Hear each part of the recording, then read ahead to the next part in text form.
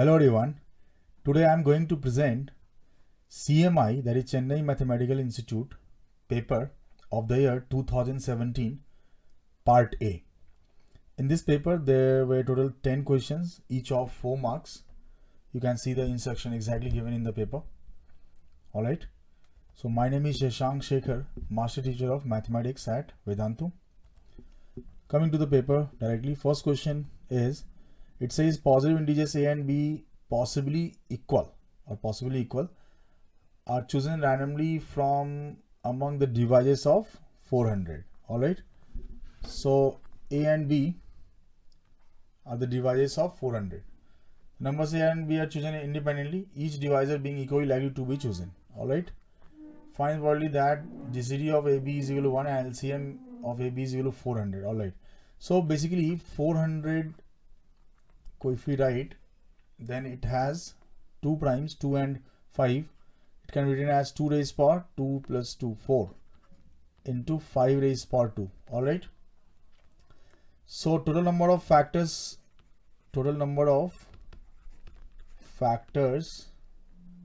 of 400 is 1 plus 4. There is a formula, 1 plus p1, 1 plus x1, 1 plus x2, 1 plus x3, whatever are the powers of prime, different primes, we just add 1 and multiply them.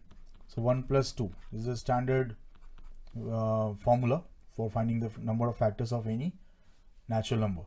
So this is 5 into 3, that is 15. Alright, so 15. Now a can be any one of the factors. Alright, and a and b are chosen independently. A may be, b may be equal to a. So यहाँ पे क्या होगा, total number of cases जो हो जाएंगे, total number of cases of choosing A and B would be 15 into 15. 15 possible ways to choose A and 15 possible ways to choose B, and they are independent. So 15 into 15, that is 225.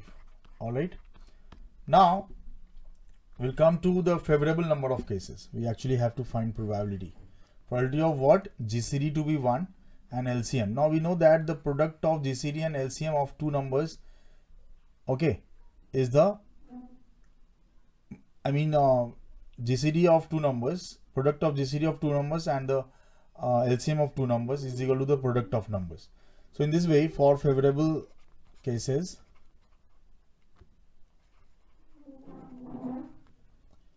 A into B would be 400, and that is 2 raised power 4 into 5 square, and LCM or HCF, GCD.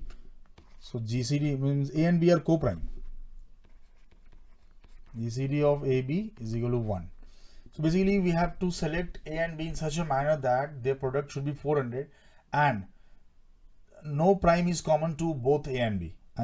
If you take A as suppose 2 cube, then B would be such that the A into B is 400, so B will have to take B as 2 into 5 square. In that way, the GCD will not be 1, greatest common factor. In that way, GCD will be 2. If you choose A for some prime, so take the entire prime involved in 400. ठीक है, तो यहाँ पे जैसे complete आप जैसे 2 को लेना है, 2 if 2 is involved in A, then you have to take all 2s. If 5 is involved in A, you have to take all 5s. So favorable number of cases क्या हो जाएंगे? Favorable cases are for A and B, for choosing A, B ordered pairs. ये मैं लिखने जा रहा हूँ. It should be 1, A1 ले लो और B जो है complete ले लो 400. और A आप 16 ले लो, this is basically 16 into 25, 16 ले लो और B 25 ले लो. हमें प्रोडक्ट जो है 400 मेंटेन करना है, और इस तरह से A को हम 25 ले सकते हैं, B 16 and then A को 400, then B 1. So there are 4 cases. इसमें टोटल कितने केस हो गए? 4 favorable cases. 4 cases. So probability required probability equal to NA by NS, that is total number of cases divided by total number of cases 225. So answer to this question must be 4 upon 225. Alright, now coming to the next question, number 2. Find the volume of the solid obtained when the region bounded by y equal to root x, y equal to minus x and the line x equal to 9 is revolved around the x-axis. It may be useful to draw the specific region. So we'll first draw the region.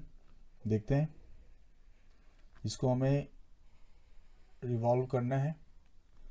सो यहाँ पे पहले मैं half parabola y equal to root x ले लेता हूँ. Then y is equal to minus x line is origin. Alright, y is equal to minus x line. ठीक है, हमें x इक्वल टू 9 मतलब in the x greater than 0 के लिए चीजें देखनी है. x equal to 9 is somewhere.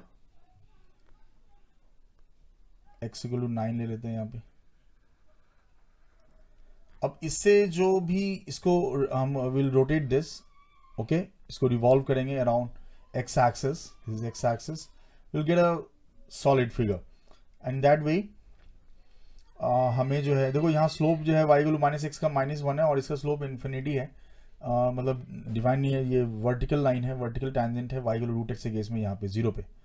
तो ये ऊपर की तरफ जाएगा. अगर मैं रूट इसका अगर मैं इस लाइन के हिसाब से देखूँ तो हमें एक कोण मिलना चाहिए y equal to minus x के हिसाब से अगर आप रिवॉल्व करते हो. और अगर पैराबोला के हिसाब से हम देखें तो पैराबोलॉइड आना चाहिए.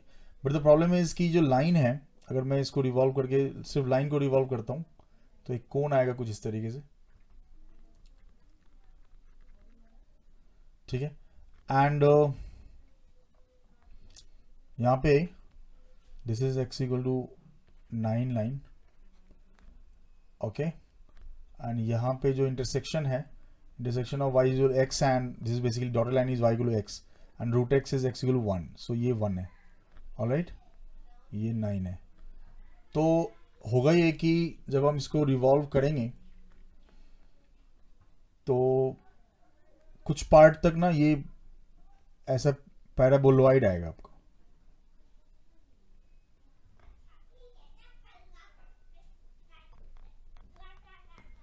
तो ये जो पार्ट है ना, ये देखिए यहां से यहां तक इस तरह से, और इसमें आपका ये ऐसे, ये पैराबोलॉइड का ये वाला पार्ट आएगा और ये शेप. तो फाइनली हम देखें तो यहाँ पे एक प्लेट लेते हैं, सर्कुलर प्लेट टाइप का चीज़. इसका वॉल्यूम अगर चेक करें तो द हाइट इज y1 ले लेते हैं. ठीक है, इसके अकॉर्डिंग y1 एंड इसके अकॉर्डिंग y2 है, जो कि आपका यहाँ पे बनने वाला है. जैसे यहाँ पे एक प्लेट बना दें,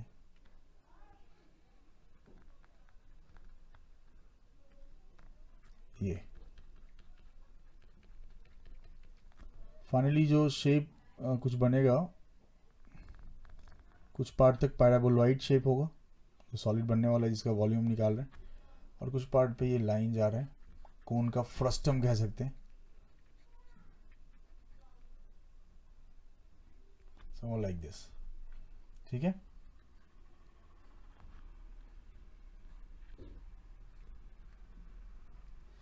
तो हम दोनों पार्ट में देखें कि वॉल्यूम ऑफ रिवोल्यूशन का जो फॉर्मूला है दैट इज इंडिकेशन करेंगे. जो हमारा एक सर्कुलर प्लेट यहाँ पे देखिए कि इसको dx ले सकते हैं,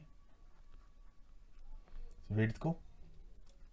इसको हम वेरी कराएंगे 0 to 9 तक.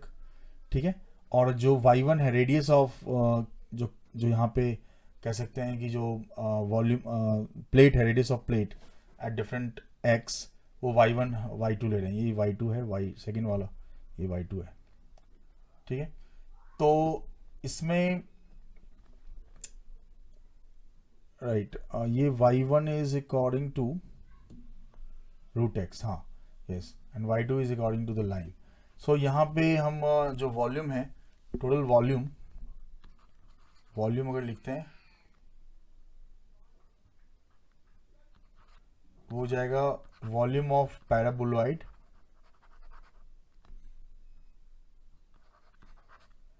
Plus volume of frustum of cone frustum. Alright, so the first volume is basically integral of from this is 0.1, this is 9, so 0 to 1 करेंगे y1 dx and फिर 1 to 9 करने वाले y2 dx pi y1 square and pi y2 square, right? ठीक है, because area into dx, ठीक है ना. So area हो गया पाई y1 स्क्वायर प्लेट का, सर्कुलर प्लेट जो यहाँ पे थिन सर्कुलर प्लेट की बात कर रहे हैं. एरिया हो गया पाई y1 square into width is dx. सो यहाँ पे एक सर्कुलर प्लेट है, उनके वॉल्यूम्स को हम चेक कर रहे हैं, वेरी करा रहे हैं 0 to 1 देन 0. अच्छा, तो 0 इसमें पाई बाहर कर लेते हैं. 0 to 1 y1 square is in this case is x dx and यहाँ पे पाई बाहर कर सकते हैं. 1 to 9 y2 square is y2 is x, so minus x is minus x का होल स्क्वायर dx. सो यहाँ पे हम इंटीग्रेट करें x स्क्वायर बाई 2 0 to 1 और यहाँ पे हम पाई कॉमन लेते हुए x cube by 3 1 to 9. So this becomes pi by 2 and this becomes 9 cube by 3, that is 9 cube minus 1 cube by 3. Alright, so it becomes pi into 81 into 3 is 243 plus 1 by 2 minus 1 by 3. All right, so it becomes pi into 243 plus 1 by 6 and that is finally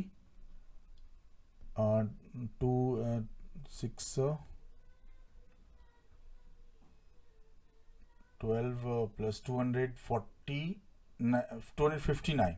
So this is 1459 by 6 times pi cubic units. This is the final volume. Okay, so ये एक this is a union of paraboloid and frustum of a cone. Alright, question number 3 पे चलते हैं. Next question number 3. 10 mangoes are placed in 5 distinct boxes level U, V, W.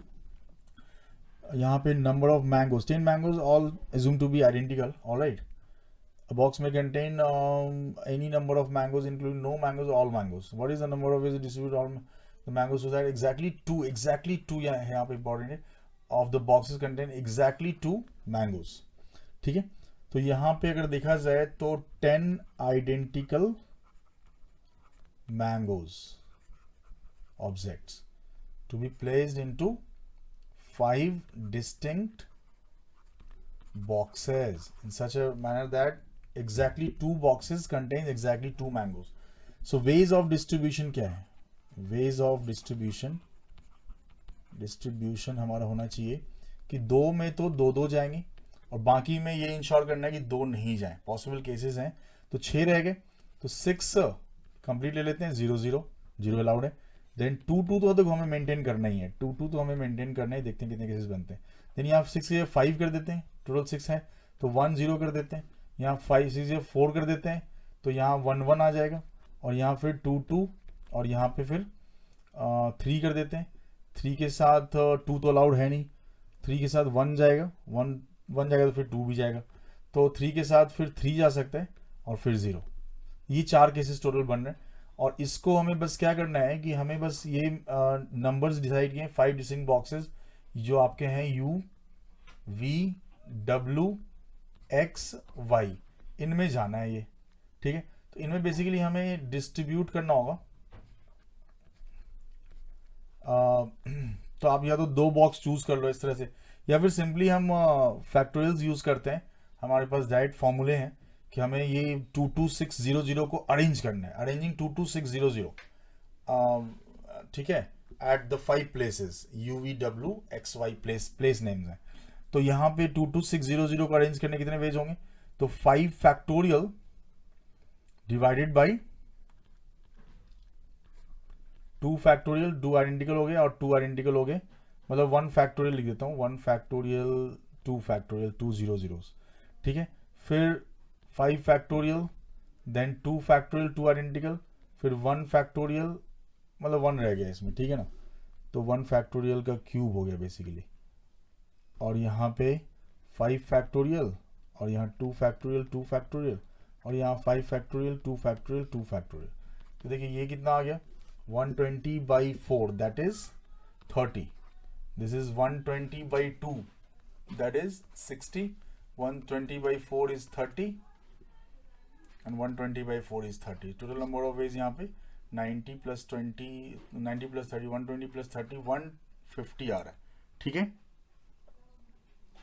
सो ये final answer हो जाएगा to this question. Alright बच्चों, सो यही answer है, हमने डिस्ट्रीब्यूशन पॉसिबल देख लिया। Number 4, find all complex solution of the equation x raised power 4 + x³ + 2x² + x + 1 = 0। तो देखिए तो स्टार्ट और एंड में ये कोफिशिएंट सेम है, ये भी सेम है, ये एक रेसिप्रोकल पॉलिनोमियल कहलाता है।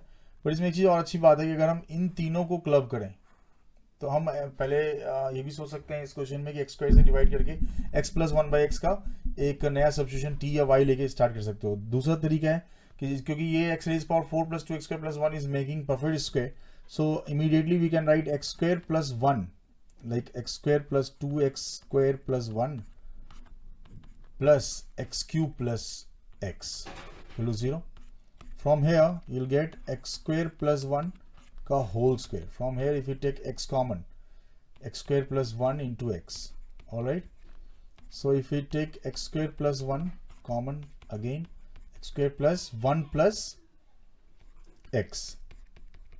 So finally इसमें जो solutions हैं, x की वैल्यूज देखें तो plus minus iota, x² + 1 is 0, ठीक है ना। और हम कह सकते हैं x² + x + 1 is 0, that is x is equal to -1 ± iota √3/2. Those are basically the values of omega and omega square, the cube roots of unity, non-real cube roots of unity.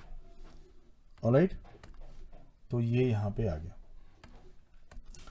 और ये आयोटा एंड आयोटा। तो finally जो x है हमारे पास वो है minus iota omega and omega square. Omega की value मैंने यहाँ लिख दी। So these are the 4 solutions, very easy question. So coming to the next question number 5. Let g be a function such that all its derivatives exist. We say g has an, so इसके सारे derivative exist कर रहे हैं. It means second derivative, third derivative, for सारे. We say g has an inflection point at x0 if the second derivative g double dash changes sign at x0. That is, if g double dash x0 minus epsilon into g double dash x0 plus epsilon less than 0 for small enough positive epsilon. ठीक है, तो हम कहेंगे कि x0 पे जो है इसका मतलब एप्सिलॉन हम बहुत स्मॉल पॉजिटिव नंबर ले रहे हैं in the neighbourhood of x0, epsilon बहुत स्मॉल पॉजिटिव नंबर ले रहे हैं in the neighbourhood of x0. तो g का साइन जो है x0 के अराउंड चेंज हो रहा है. We say that x0 is a point of inflection of g. Basically यहाँ पे कॉन्केविटी चेंज होती है, जहाँ कॉन्केविटी चेंज होती है वहाँ पे हम बोलते हैं पॉइंट ऑफ इन्फ्लेक्शन है. ठीक है, ग्राफ में ऑल स्मॉल. ठीक है, part A, if g double dash x0 is 0, we have to verify these statements कि ट्रू है या फॉल्स है. देखिए यहाँ पे लिखा है ट्रू और फॉल्स. तो यहाँ पे if g double dash x0 is 0 then g has an inflection point at x0. देखो इन्होंने बोला कि g डबल डैश का साइन चेंज होना चाहिए. g double dash should change sign. Doesn't mean कि 0 है तो साइन चेंज होगा. जैसे इट मे हैपन दैट यहाँ पे ये हो सकता है कि may be g double dash is 0 but does not change sign at x equal to x0. Does not change sign around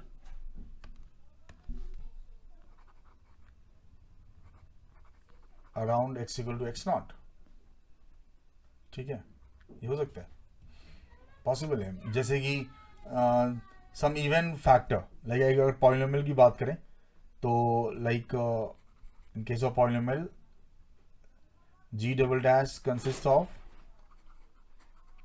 may consist of even factor, some even factor of x minus x naught, और इसे ऐसा अगर हो गया तो फिर sign change नहीं होगा, इसकी वैल्यू तो जीरो हो जाएगी x नॉट पे, लेकिन साइन चेंज नहीं होगा। इनफैक्ट ये जो हम कुछ एग्जाम्पल ले सकते हैं, ये जो एग्जाम्पल है इसमें भी ये चीज़ दिखाई देगी आपको, इसमें पार्ट सी में अगर देखें, ठीक है। और अगर मान लो कि g has an inflection point x not में, g गिवन है कि इन्फ्लेक्शन पॉइंट है, इसका मतलब g डबल डैश का साइन चेंज हुआ होगा पक्का है।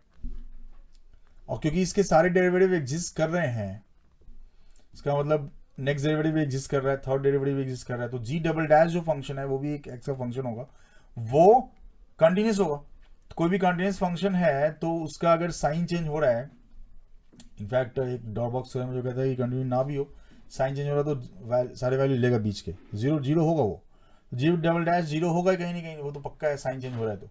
लेकिन जीरो हो तो साइन चेंज होना जरूरी नहीं है। जैसे मैं अब पहले इस एग्जाम्पल को ले लेते हैं, जैसे एफ एक्स जी एक्स ले लेता हूँ, जी x, consider gx as x raised power 4 into x minus 10, that is I'm taking just multiplying x raised power 5 minus 10 x raised power 4. If we find g double dash x, तो क्या आएगा, 5 into 4 20 x cube minus 4 into 3 12 into 10 is 120 x cube x square, sorry. So when we take 20 common, x square common, we'll get x minus 6 here, over here. And when we make the sign scheme for this, 0 and 6, तो यहाँ plus minus, sorry, and then 0 के about sign change नहीं हो रहा, यहाँ minus ही रह जाएगा। तो अगर देखा जाए तो g डबल डैश जीरो तो है जीरो पे, बट जीरो पे g double dash zero is zero, but sign change नहीं आ रहा है, but x zero is not a point of inflection because sign change नहीं हो रहा, इन्फ्लेक्शन, ठीक है।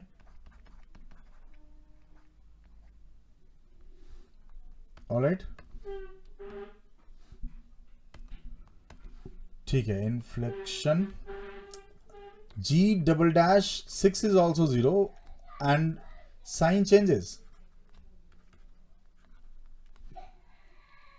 so हम कह सकते हैं कि इंपॉर्टेंट इसकी साइन चेंज कर रहा है यहाँ पे, है ना, and g double dash zero, वहां पे 6 0 दिख रहा है हमें, so x equal to 6 is a point of inflection. Here the answer is x equal to 6 only. यहाँ पे अगर आंसर की बात करें पार्ट सी में, answer to part A is, part A यहाँ पे क्या होगा बताओ, ये जो है पार्ट ए आपका फॉल्स हो जा रहा है, बिकॉज यहाँ पे मैंने एक्सप्लेनेशन दिया है, यहाँ पे फॉल्स है, ये ट्रू है, और ए का आंसर है फॉल्स, बी का आंसर है ट्रू, एंड सी का, बी आप देख सकते हैं यहाँ पे इस एग्जाम्पल के साथ डबल डैश जीरो हो रहा है, ए का आंसर फॉल्स है बिकॉज डबल डैश जीरो हो रहा है, लेकिन not a point of inflection, यहाँ लिख रहा है has a point of inflection, और बी वाला आप इस वाले एग्जाम्पल से देख सकते हैं।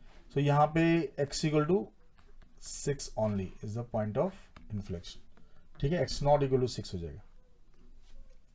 Alright, the value of all possible value of x not is x equal to 6 only, x not is equal to 6, so ये आंसर है। Coming to question number 6, consider the following construction of in a circle. Choose points A, B, C on the given circle such that triangle ABC is 60 degree. Angle ABC is 60 degree. Angle ABC 60 दिया हुआ है और AB equal to ABC भी given है. It means basically this triangle is equilateral triangle.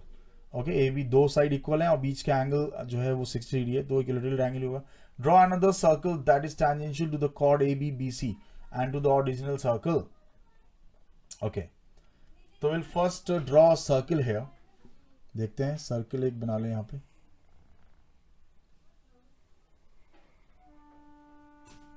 Alright, और यहाँ पे एक बना लेते हैं triangle,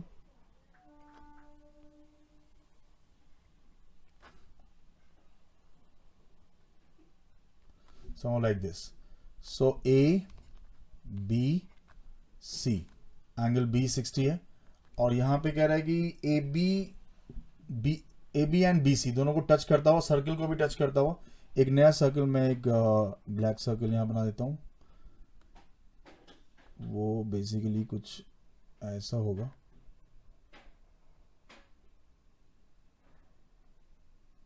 something like this.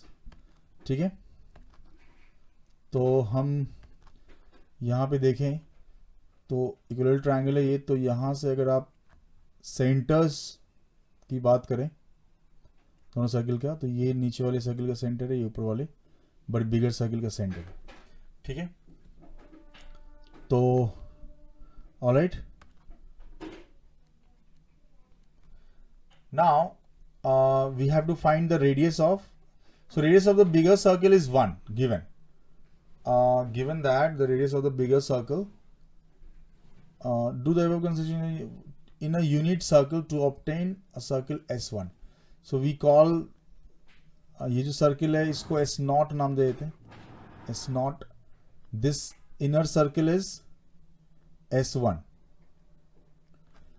Repeat this process S1 in S1 to obtain another circle S2. अब S1 को में भी सेम प्रोसेस रिपीट करना है, इंटायर प्रोसेस, कि we have to make an equilateral triangle inside S1, then making a circle touching the two sides of the triangle and the circle S1 to obtain circle. ठीक है ना, to obtain a circle, the circle S2. What is the radius of circle S2? पहले हम क्या करेंगे, S1 का radius निकालेंगे with respect to the circle S0. ठीक है ना, तो यहाँ पे क्या करना है, बेसिकली ये एंगल हो जाएगा 30 डिग्री. ऑलराइट, क्योंकि ये टोटल 60 था, तो 30 एंड 30 ये हो जाएगा 30 डिग्री. अच्छा, व्हेन टू सर्कल्स टच, जैसे दो सर्कल टच कर रहे हैं, तो द पॉइंट ऑफ कॉन्टैक्ट, बहुत कॉमन प्रॉपर्टी है, the point of contact will be collinear with the centers of the two circles, and distance between the center, as the circle S1 is touching the circle S0 internally, the distance between their centers would be equal to the difference of radii. तो radius एक का तो यहाँ पे unit है, unit circle है, तो एक का 1 हो गया, तो ये जो डिस्टेंस है ये कितना हो जाएगा,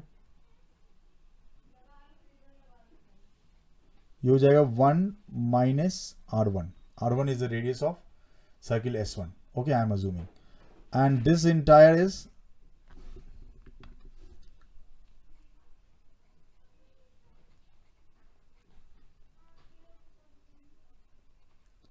this is 1. ठीक है, ये 1 है, रेडियस है. ये सेंटर मैंने लिया हुआ है, this is centre of under O1 and this is centre O. O1 basically क्या है, 1 minus R1 है, एंड दिस OB इज 1. सो यहाँ पे अब हम क्या करने वाले हैं कि ये पॉइंट ऑफ कांटेक्ट को ज्वाइन करेंगे सेंटर से, तो यहाँ पे 90 आएगा ऑब्वियसली. कमिंग स्ट्रेट अवे, यहाँ पे देखो ये R1 है, सीधा साइन 30 डिग्री लिखते हैं. ठीक है बच्चों, साइन 30 डिग्री क्या हो जाएगा, R1 upon total O1B. That is O1B is entirely what, 1 plus 1 minus R1. That is R1 upon 2 minus R1. And sin 30 degree is half. Half is equal to R1 upon 2 minus R1. Cross multiplying 2 minus R1 is equal to 2 R1. यहाँ से आ रहा है 3 R1 is equal to 2. It means R1 is equal to 2 by 3. Now coming to R2 की बात करें, जो S2 का radius है, इसका रेडियस हम मान लेते हैं R2, radius of the circle. So R2 जो है वो हो जाएगा सिमिलरली, एक second hold on. So R2 here would be similarly, ठीक है, 2/3 R1 हो जाएगा. देखो ये बेसिकली इसमें क्या था ना, इसका यूनिट सर्कल के रिस्पेक्ट में हमें है ना, इसको मैं 2/3 लिख सकता हूँ या 2/3 R0 लिख सकता हूँ, बिकॉज R0 तो 1 है ना. तो यहाँ पे 2/3 R1 हो जाएगा, और R1 की वैल्यू कितनी है, 2/3 इटसेल्फ, तो यहाँ पे हो जाएगा 4/9. सो 4/9 must be the final answer, यानी कि R2 की जो वैल्यू है वो 4/9 है। इस क्वेश्चन का आंसर है 4/9। Coming to the next question number 7, write the values of the following. यहाँ पे दो इंटीग्रेशन है और यहाँ एक इंटीग्रेशन है और सेकेंड में f-1 पूछा गया, where ft is this, okay, define as this. सबसे पहले मैं आऊँगा या फर्स्ट पार्ट ए पे। पार्ट ए को मैं यही सॉल्व कर लेता हूँ। पार्ट ए में एक तो मैं देखो कि 3 कॉमन है, 3 कॉमन निकाल सकते हैं आप, -3 to 3 mod of x² - 1 dx, and this is 3 times as a mod of x² - 1, x का square है, even function, so we can write 3 into 2 times 0 to 3 mod of x² - 1 dx, and as x² - 1 changes sign at actual 1, so यहाँ पे हम इसको break कर सकते हैं 0 to 1 में। यहाँ पे हमें 1 - x² लिखना होगा और फिर यहाँ पे 1 to 3 में इंटीग्रेशन साइन है ये लिखना होगा x² - 1 dx। Alright, so now coming to, so next यहाँ पे इनफैक्ट अगर आप ग्राफ भी आप बनाना चाहें mod of x² - 1 का ग्राफ, तो इट्स लाइक दिस यहाँ से ऐसे जाएगा और ऐसे जाएगा। ये 1 है और यहाँ मान लो 3 है, तो हमें ये वाला चाहिए part, I mean this and this. तो इसके लिए हमने 2 ब्रेक कर लिया है, 0 to 1। So I have plotted y is equal to mod of x² - 3, mod of x² - 1। सो इन दोनों एरियाज की बात कर रहे हैं हम यहाँ पे इनफैक्ट। सो यहाँ पे सीधा इंटीग्रेट करते हैं। इंटीग्रेशन में you will see the integration of 1, ठीक है 1 का 0 to 1 में 1 ही हो गया।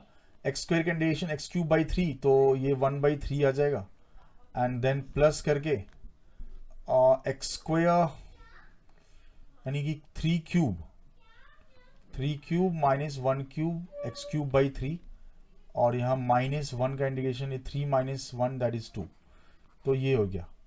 तो यहाँ से सीधा आ रहा है 6 - 2, ये आ गया पहले पार्ट में, और फिर से यहाँ 26/3 into 6/3 that is 2 into 26, 2 into 26 and -12, so that is 4, and this is 52 - 12 is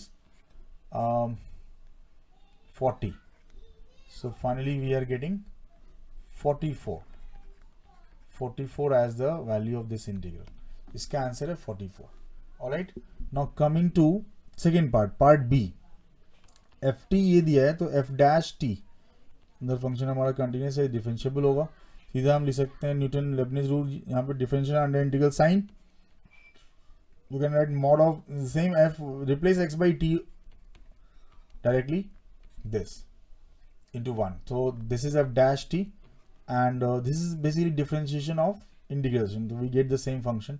and f'1 की बात करें तो ये सीधा सीधा हमें 1 रखना है यहाँ पे, so the answer to this question must be 3 - 3, ये 0 हो गया सीधा सीधा, तो ये 0 आ रहा है, so answer to this question must be 0। now coming to question number 8 now, let f be a continuous function from R to R, whereas the set of all real numbers such that real numbers that satisfies the following property for every natural number n।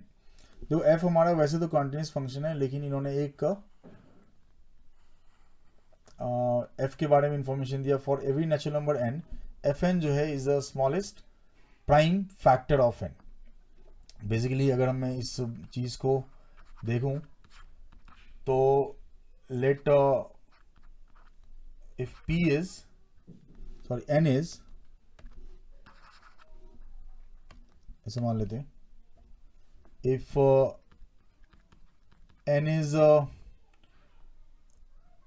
some prime, n consists of some prime p1 raised to power कुछ भी r1 है, p2 raised to the power r2 है, p3 raised to the power r3 है, ऐसे करके आ रहा है, ठीक है। वे मान लो कि P1 is less than P2 is less than P3 dot dot dot, ठीक है। देन हम कह सकते हैं कि जो एफ एन आएगा, आई मीन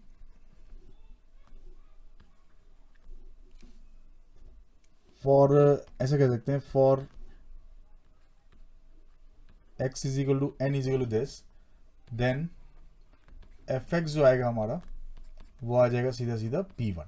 तो स्मॉलेस्ट प्राइम जो है जो इन्वॉल्व है वो हो जाएगा। इसका मतलब है लाइक हम कह सकते हैं F of any even number is equal to 2, ठीक है। F of any odd number consisting 3, F of 3, तो अगर 3 कंसिस्ट किए हुए, अगर 3 नहीं है मान लो 7 से स्टार्ट 7 हो जाएगा, इस तरह से ना। तो first part of the question, इसमें हमें क्या निकालना है कि limit F x x tending to infinity. So part A पे जाते हैं, limit F x x tending to infinity, limit F x x tending to infinity, ये एग्जिस्ट नहीं करेगा लिमिट, है ना।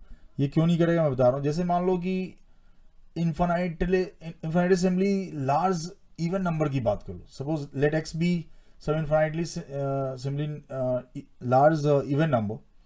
मैं क्या करता हूं, for X equal to very very large, ठीक है, even number tending to infinity,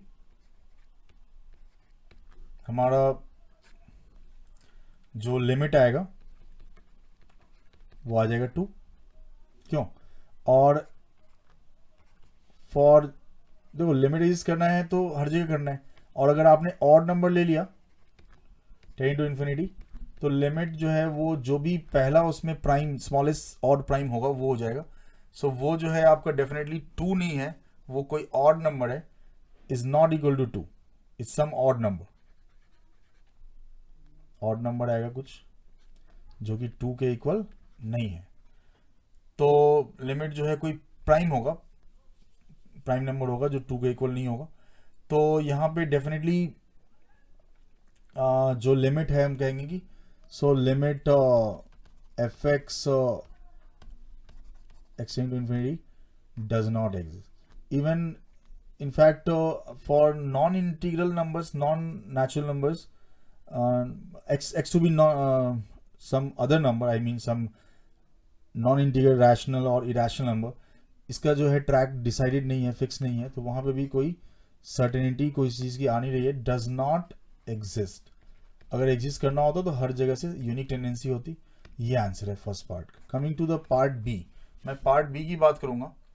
तो पार्ट बी में हम ये देख सकते हैं कि जो एफ एक्स है हमारा, वो find number of solutions to the equation F X equal 2016। Alright, इसके इनफैक्ट देखे जाए तो इन्फाइनाइटली मेनी सॉल्यूशंस होंगे। सी फॉर, मैं कहता हूँ कि एफ ऑफ 2 के लेता हूँ मैं, 2 के कोई इवन नंबर, ठीक है, ये कोई इवन नंबर है, इसकी वैल्यू 2 होगी पक्का। एंड अगर मैं आई मीन फॉर एवरी के, ये ट्रू है ना, for all k belongs to N.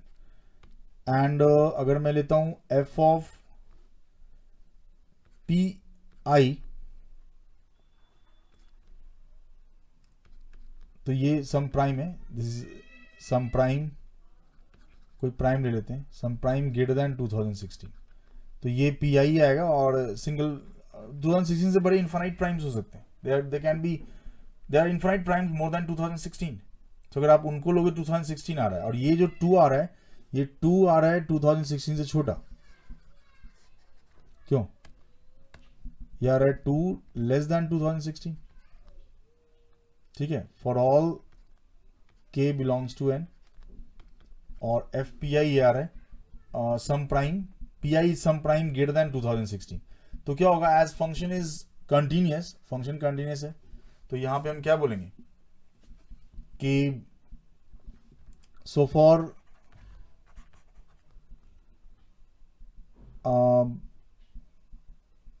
Every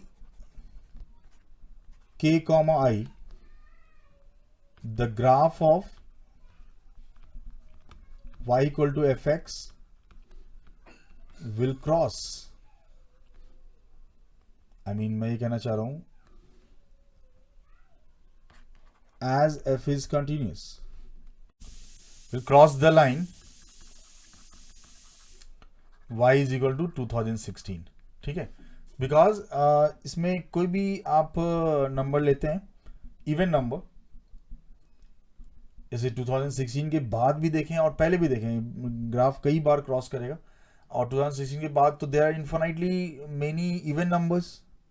even number की संख्या क्या है? इन्फाइनाइट है. और प्राइम नंबर्स ग्रेटर देन 2016 में इन्फाइनाइट है.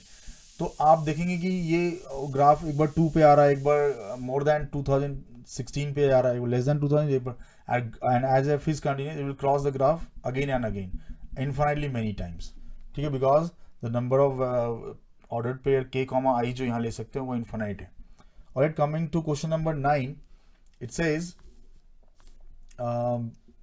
function fx is given as x square cos 1 by x, x not equal to 0 and equal to a for x equal to 0. Find the value of a for which f is continuous.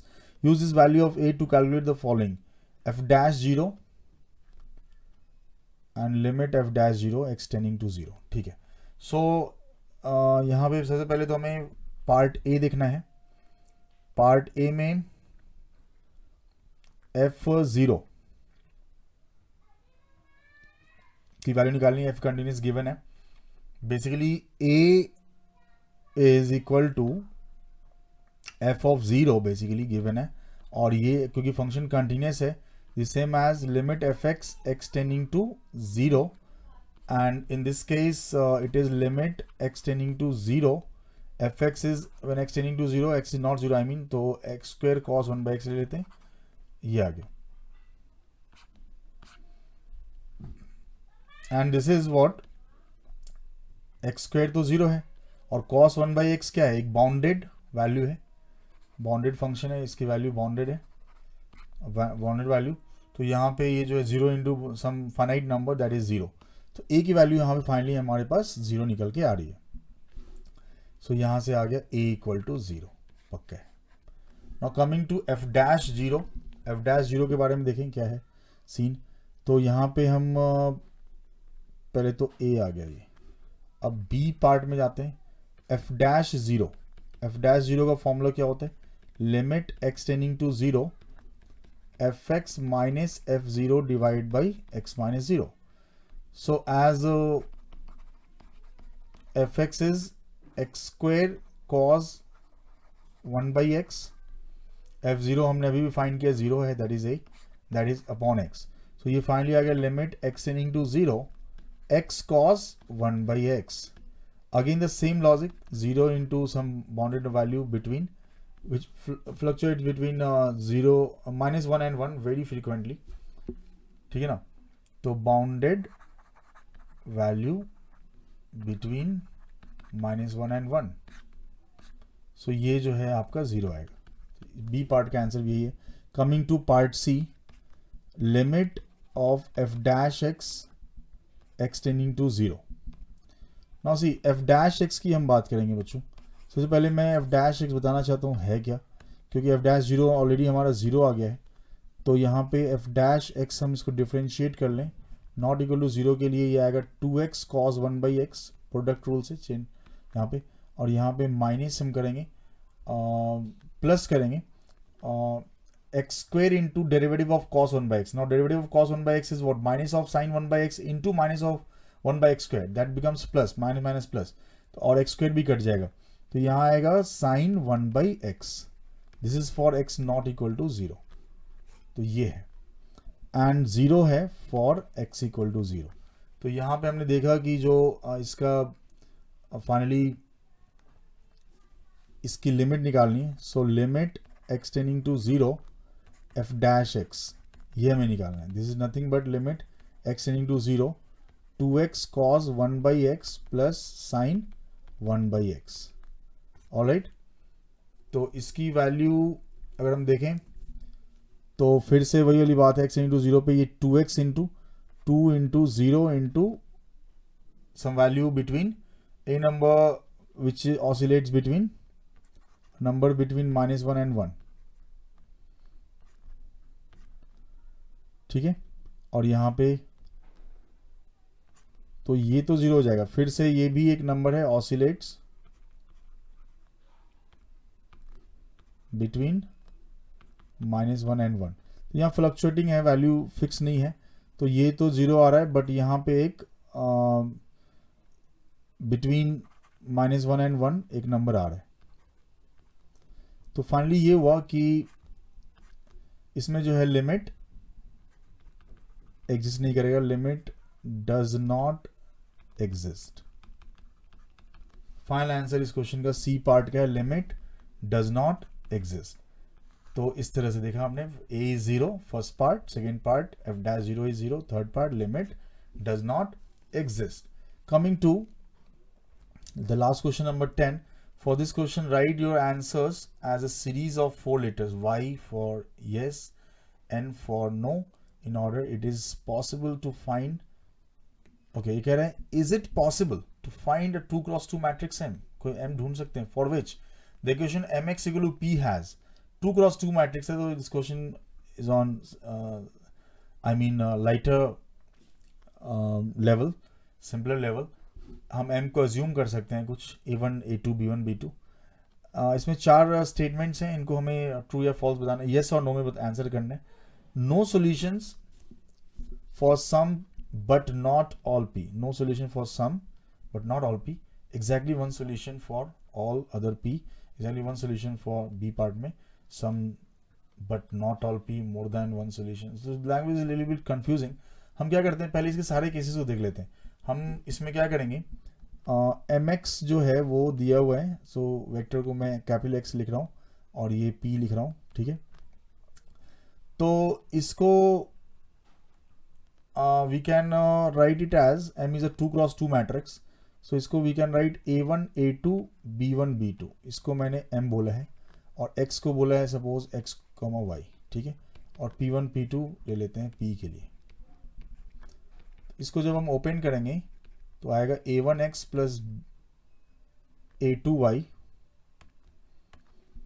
और b1 ले लेते हैं, यहाँ पे a1 b1 ले लेते हैं first row के लिए, a1 b1, सेकेंड में a2 b2 equal to p1, और a2x plus b2y equal to p2। देखा जाए तो अगर इसको हम रेफर करें कोऑर्डिनेट सिस्टम पे, एक्सिस पे, two dimensional coordinate system XY plane पे, on XY plane these two will represent lines, infinite solution अलग अलग individually, but common solution की बात करें, ठीक है। तो ये lines हैं, lines अब ये डिपेंड करें किस तरह के हैं। lines हो सकता है वो पैरेलल हो बट नॉट ओवरलैपिंग, हो सकता है ओवरलैपिंग हो, कोइंसिडेंटल लाइन हो, या फिर they are crossing each other, I mean unique solution के लिए। तो दे आर 3 कैटेगरीज अगर देखा जाए तो। अब इसमें मैं जो है बनाने वाला हूँ कुछ 3 केस है। केस 1 लेते हैं, राइट। केस 1 है आपका जब इसमें लाइंस आर इंटरसेक्टिंग लाइन, इस तरह से लाइंस आ रहे हैं, ठीक है। ये तब होता है जब लाइंस पैरेलल नहीं, यानी a1 by a2 not equal to b1 by b2, a1 by a2 not equal to b1 by b2, ठीक है।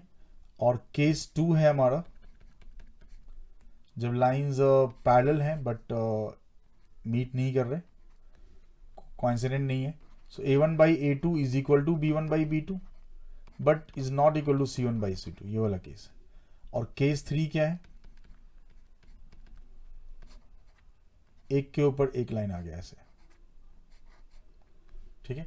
तो यहां पे क्या हो जाएगा, a1 by a2 is equal to b1 by b2 is equal to c1 by c2, ठीक है।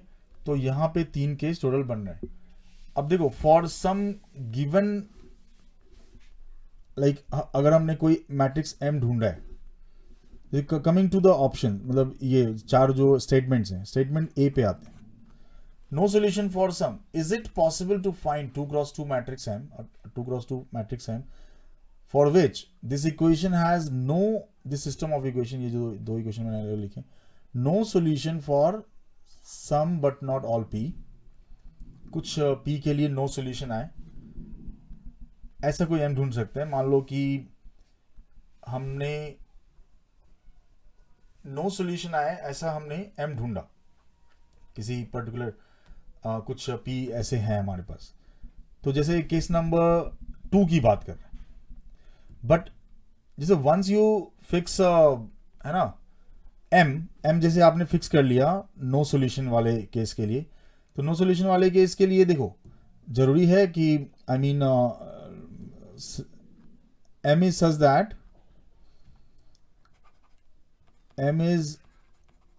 सच that A1 by A2 is equal to B1 by B2, ठीक है, not equal to C1 by C2, ऐसा हो जाएगा for some P हमें मिल जाएगा, ठीक है। लेकिन for all other P exactly one solution के लिए तो ये पॉसिबल नहीं है, होल्ड ही नहीं करेगा। आई मीन इसके लिए ये यहाँ ना कॉन्ट्रडिक्शन है। आई मीन टू से बेसिकली मैं ये कहना चाह रहा हूँ कि जब किसी कोई एम हमने, क्या ये पॉसिबल है कि कुछ पी के लिए एम, देखो ये जो एम है ये बेसिकली डिटर्मिनेंट एम है, डिटर्मिनेंट एम 0 हो जाए for some P and for all other P determinant M det M is not 0। यहाँ पे डेट एम 0 नहीं है, यहाँ डेट एम 0 है, यहाँ भी डेट एम 0 है। देखिए बेसिकली हो क्या रहा है, वंस यू फिक्स एम ना, तो डेट एम या तो 0 आएगा या नहीं आएगा। डेट एम अगर 0 आ गया है फॉर सम पी, तो फॉर सम अदर पी आप कुछ भी ले लो, डेट एम तो वही है। तो यहां पे ना कॉन्ट्रडिक्शन आ रहा है। I mean cases once you fix p ना, once we fix m case 1 या 2 पहले लेना, केस 2, केस कह रहा है नो सोल्यूशन है ना, नो सोल्यूशन यानी ये वाला है आपका केस 1 है यूनिक सोल्यूशन, ठीक है। केस 2 है नो सोल्यूशन और केस 3 है इनफाइनाइटली मेनी सोल्यूशन यानी मोर देन वन सोल्यूशन, इनफाइनाइटली